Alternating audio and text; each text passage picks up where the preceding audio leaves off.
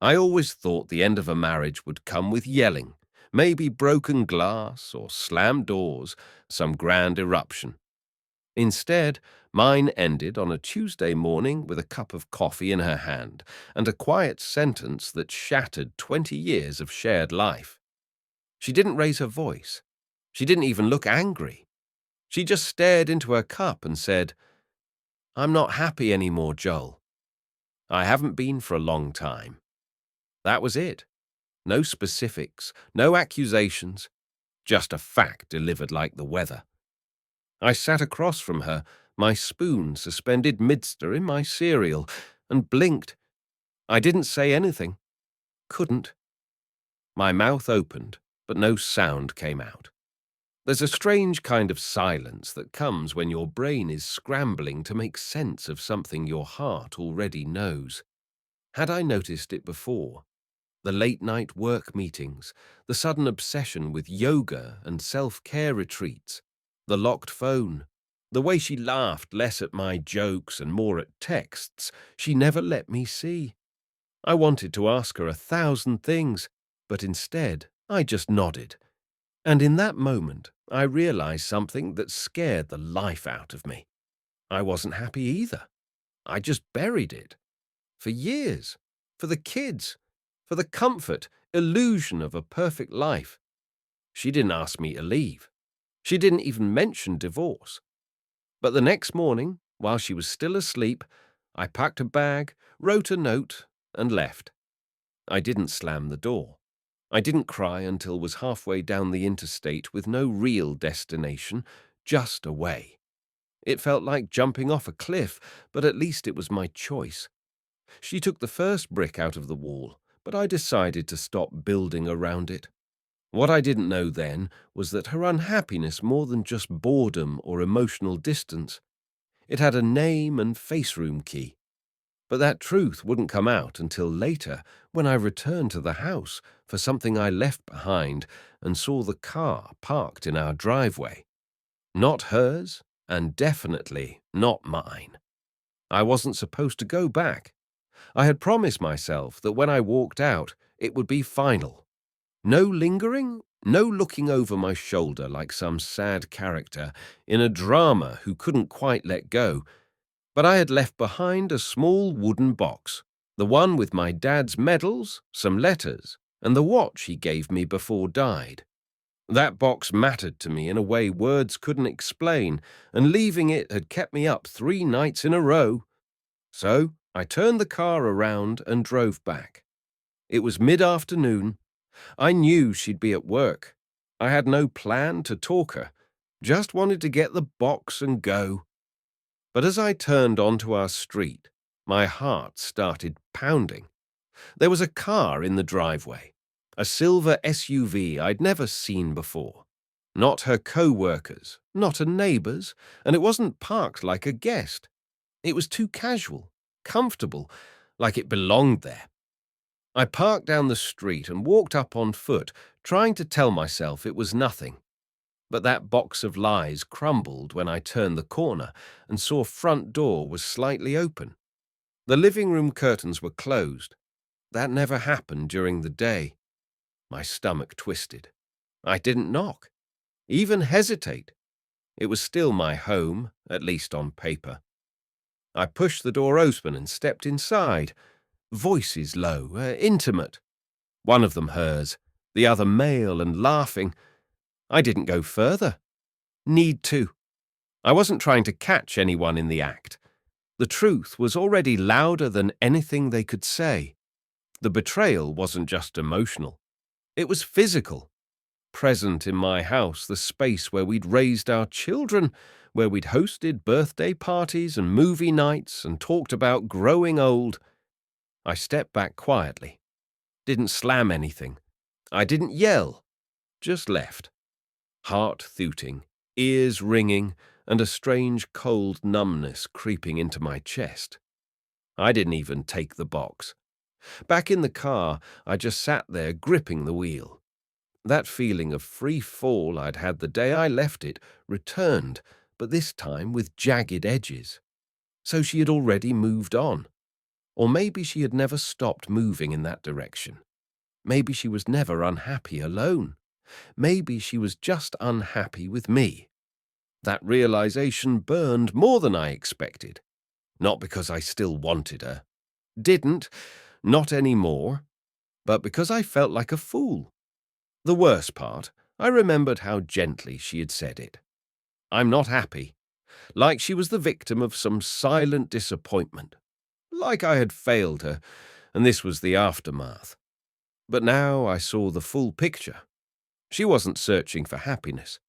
She had already found it in someone else's arms. And all that time I was walking on eggshells, wondering what I had done wrong. Now I knew, and wasn't going to cry anymore. Not for her, not for the life she broke. But story doesn't end there. Not even close. Because a few days later, he reached out to me. And that's when things turned from painful to surreal. 3 days after I saw that unfamiliar SUV in my driveway, I received a message that made me freeze mid-bite-during breakfast. I was staying at a small rental an hour out of town, trying to keep my head down and emotions steady. I hadn't spoken to anyone. Not my wife, not the kids, even my closest friend, Marcus. I needed distance, silence, time, but my phone buzzed. And there it was, an unknown number with a short, almost casual text. Joel, we should talk. Manto Man. I stared at it for a solid minute, rereading the words like they change meaning. Manto Man. I didn't recognize the number, but deep down, I knew exactly who it was. There was only one man who had any reason to text me like that, and the worst part, he wasn't even trying to hide. He didn't apologize, didn't ask if it was okay to reach out, just assumed I'd be ready to talk, like we were equals in this situation. I didn't respond, but later that evening, I got another message, longer this time. Look, I didn't mean for it to happen this way. I know it's messy. I didn't come looking for trouble. She said you two were distant, that you had emotionally checked out years ago. She needed more. I was just there. Things developed. Reading those words was like swallowing broken glass. He was trying to explain away an affair like it was some accidental flat tire she'd stumbled into, as if our marriage, my life, was just collateral damage from his casual presence. What enraged me most wasn't even the betrayal itself. It was how comfortable he was with it. Like had done nothing more than help a friend through a rough patch and somehow ended up in my bed. I should have blocked the number, thrown the phone into lake behind the rental, but I didn't. A part of me wanted to know more. I understand how long it had been going on. If my kids had met him, if they'd sat across from him at our dining table while I was working overtime to pay for school tuition and dental braces. I wanted to scream, but instead I did the only thing I knew how to do when emotions ran hot. I drove back to the city. This time, I didn't go to the house. I went to Marcus, my best friend, since freshman year of college. We hadn't talked since I left. Hadn't even told him the full story. But when I showed up on his doorstep at 10 p.m., he didn't ask questions. He opened the door, handed me a beer, and let sit in silence. After a while, I handed him the phone and let him read the messages. He didn't say anything for a long time. Then he just muttered, "What a coward." Reaches out after he's already wrecked everything. I nodded, but felt something shift inside me. Something I hadn't felt since all this began. Clarity, not anger. Grief, something sharper, something cleaner. I didn't need to scream or throw punches fall apart. I just needed truth. Real answers. Not from the man, even my wife, but from myself. What had I missed? How long had I been blind? And then Marcus said something that stuck with me like a nail in the wall. You always carried her, Joel. She was just riding along. When she said was unhappy, what she meant was finally ready to jump. I didn't sleep that night. I stayed on the couch staring at the ceiling, going over every memory, every moment that suddenly felt like a lie. I realized I'd been mourning the version of her I had built in my head, not the woman she had become. And the next morning, I made boldest decision of my life. I texted the man back and said, "You want to talk? Let's do it in person tomorrow at 11 o'clock, Cafe Aurora downtown." I wasn't going to argue. I wasn't going beg. Was going to sit across from the man who helped dismantle my marriage and finally see what kind of person my wife had replaced me with. I got there early. I didn't plan to. I just couldn't sleep. The minutes crawled like hours, and by 9:30 I was already pacing the block outside the cafe. My hands were sweating, my stomach churned. I wasn't nervous in the way you'd expect. It wasn't fear, it was anticipation. A sick, tight knot of curiosity and rage coiled deep in my chest. I had played this moment in my mind so many times, I couldn't tell whether I wanted to punch him or just ask him one simple question. Why did you think had the right? Cafe Aurora was small, dimly lit, and quiet on weekday mornings. I chose the corner table farthest from the entrance. I wanted to see him walk in. I watched his face before he saw mine. And at exactly 11:07, he entered. He looked nothing like I expected. He was maybe mid-30s, younger than me by at least 10 years. Athletic build, clean-cut beard, a smug confidence in the way he moved, like someone used to getting attention but not used to consequences. I wondered if he even realized I'd just stepped into a moment that would define the rest of my life. He spotted me right away and walked over with a half smile like this was some awkward coffee date between rivals, not a meeting between husband and the man who had helped destroy his marriage. "Joel," he said, sitting down without waiting to be invited. "Thanks for agreeing to this." I didn't respond. I just stared at him, taking in every detail. His wristwatch gleamed, shirt looked expensive. There was something rehearsed about him, like he had done this before, not just the affair, the confrontation. "So, I know this is weird," he began, his voice smooth and measured, "but I wanted to clear the air. I didn't want this to stay hostile. I respect you, man. Really do." I almost laughed. Respect? That word didn't belong anywhere near this table. He went on about how they hadn't planned to fall for each other, how it started as emotional support, how they were both in a bad place, and how I wasn't there for her emotionally. He said it like he was offering me closure, like this was some noble act of confession. I finally cut him off. "How long?" I asked. He paused. "About 9 months," he admitted. But it wasn't serious at first. 9 months, I repeated. While I was working double shifts, paying off our second mortgage, planning our 20th anniversary trip. 9 months. He looked down for a second, and that was the first real crack I saw in him. The charm slipped just a little. "I didn't come here to defend what we did," he said quickly. "I just thought you deserved to know that she wasn't being malicious. She was just lost. Lost. That was the word she had used too once years ago when she quit her job to find herself, when I held the weight of our lives so she could explore her passions, and now apparently she had found herself again in this man's bed." I stood up. "You didn't give me any new information," I said, "but you did give me clarity. You're not her future. You're just escape hatch. One day you'll learn that too."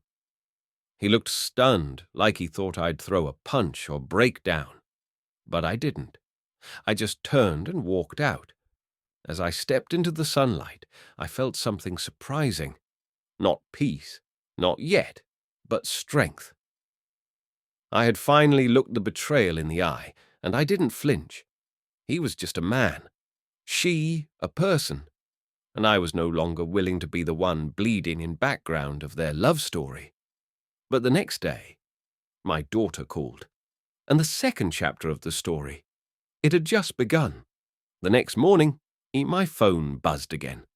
This time it was a name that cracked something in my chest. Maya, daughter, my little girl who wasn't so little anymore. 17, smart, intuitive, and probably the only thing that ever kept me anchored when the marriage began to fall apart. We hadn't talked since I left. I hadn't wanted to drag her into it, hadn't known what to say. But now her name flashed on my screen, and heart felt like it would crack open. I hesitated before answering. Was she angry, hurt, confused? Did she blame me? But when I picked up and said, "Hey, sweetheart," I heard something in her voice. I didn't expect calmness. Not cold, not distant, just tired. "Dad," she said softly, "can we talk in person?"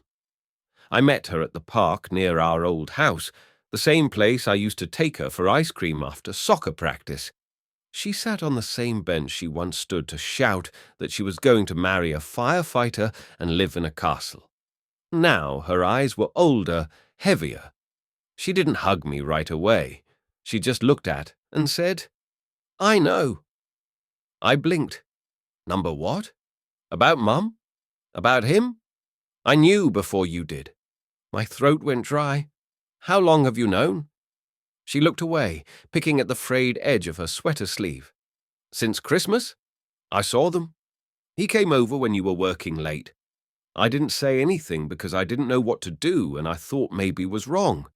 Maybe it wasn't what looked like, but then it kept happening and she kept lying. I felt a strange mix of heartbreak and guilt wash over me. My daughter had been carrying this weight quietly while I stumbled around in denial.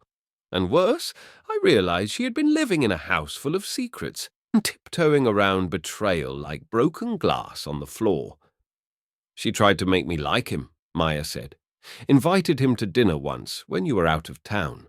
Told me he was just a friend. But I saw how she looked at him and he her like she was already his.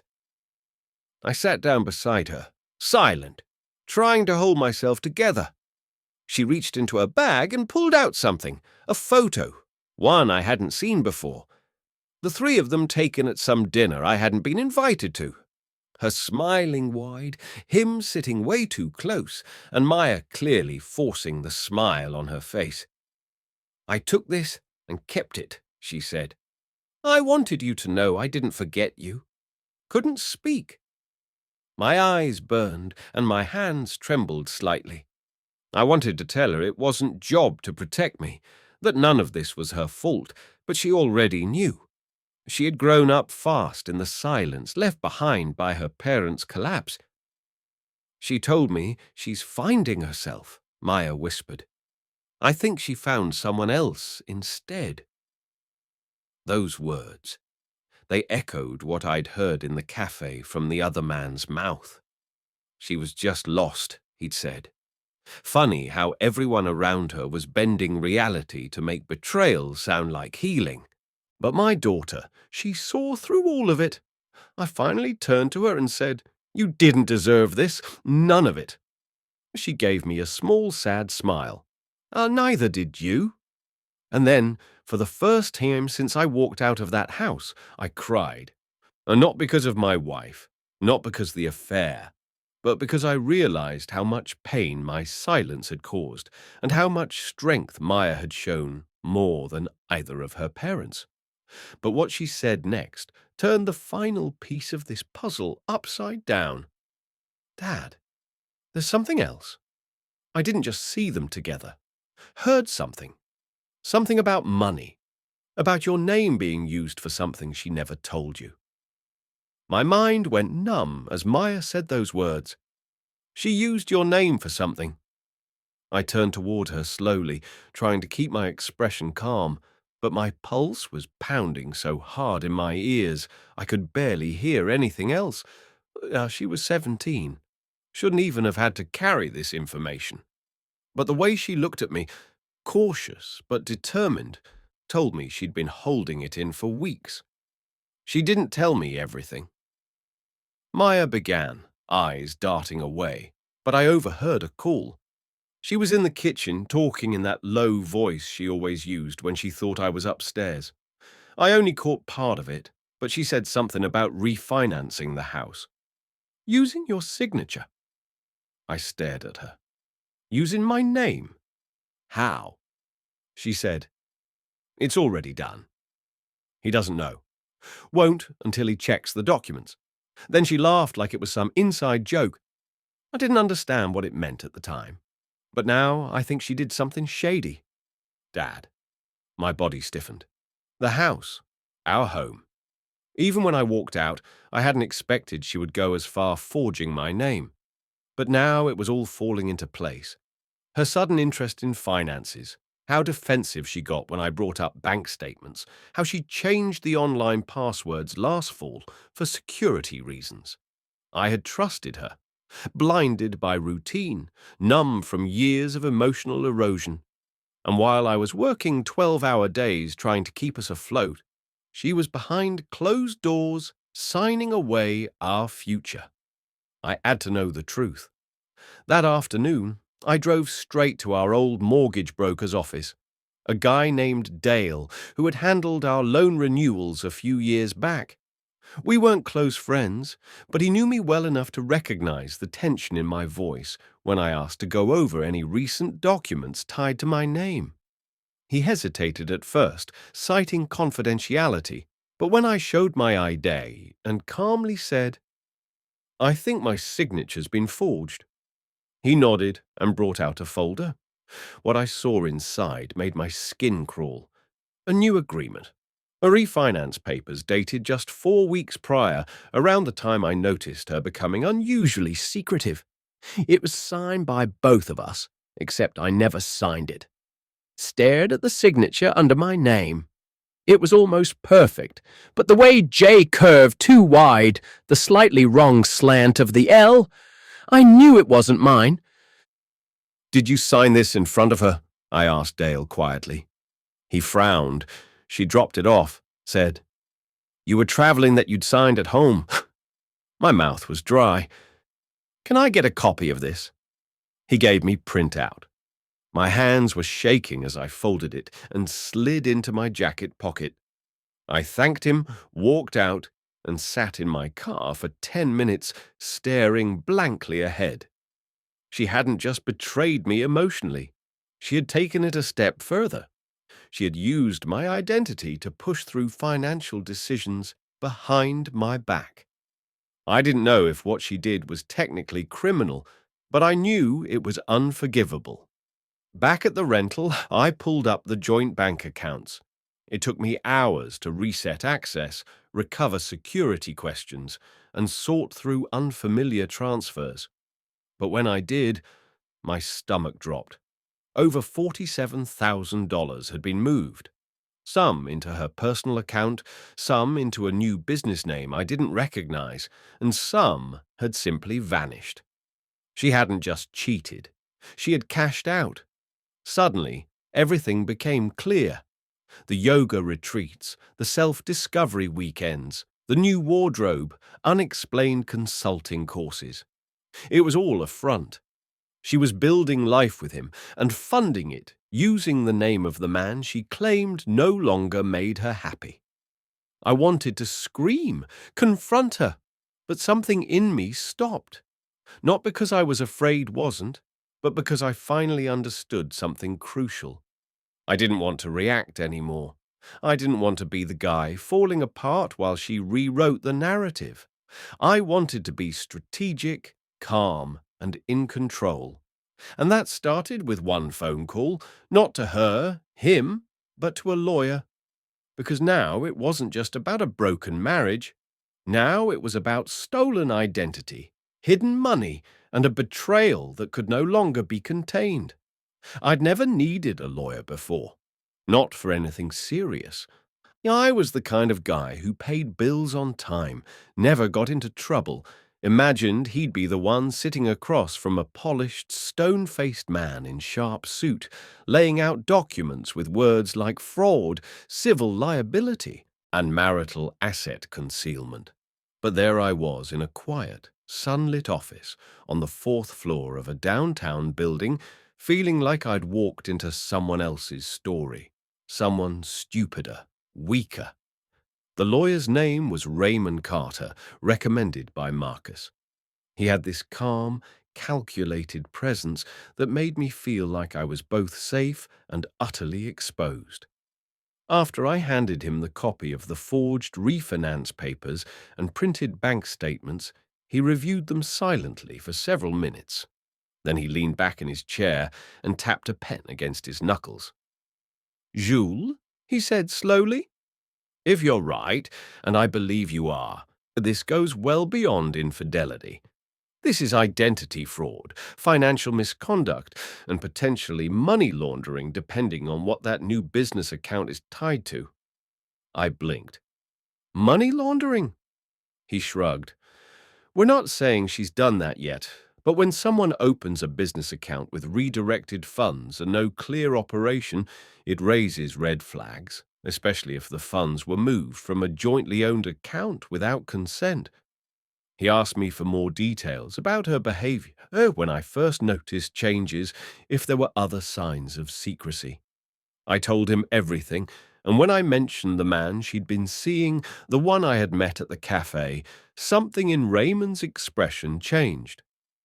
"What's his full name?" he asked. I paused. "David Grant." "Why?" He typed the name into his laptop, and within seconds the screen changed. He turned it toward me. "Is this him?" There he was, a professional headshot, a short biography, and beneath it, a company name.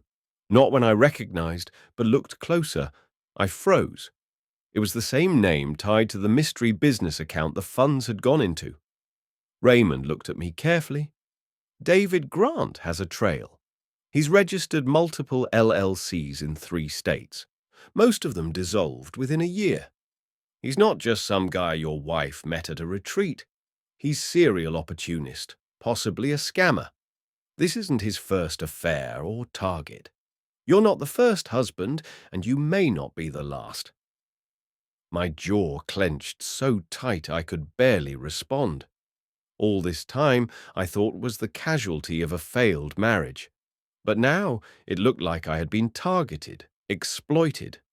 My wife hadn't just fallen for another man, she'd fallen into something worse, something that looked more and more like a scheme.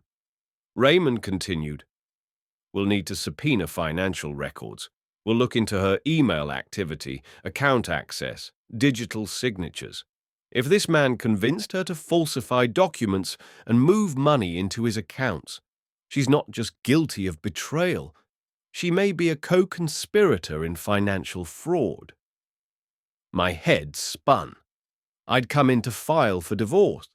Instead, I was learning that the woman I'd built a life with had potentially committed crimes using my name, trust, and silence. And the man she had replaced me with, he wasn't her soulmate. He was a predator in a designer jacket. By the time I left the office, it was close to sunset. I sat in the car staring at steering wheel, my heart pounding in ears. I wasn't angry anymore. I wasn't even heartbroken. I was focused. For the first time in months, I had clarity, purpose. I wasn't going to shout or break things or send furious messages she could twist into victimhood. I was going to take my life back quietly, legally, fully.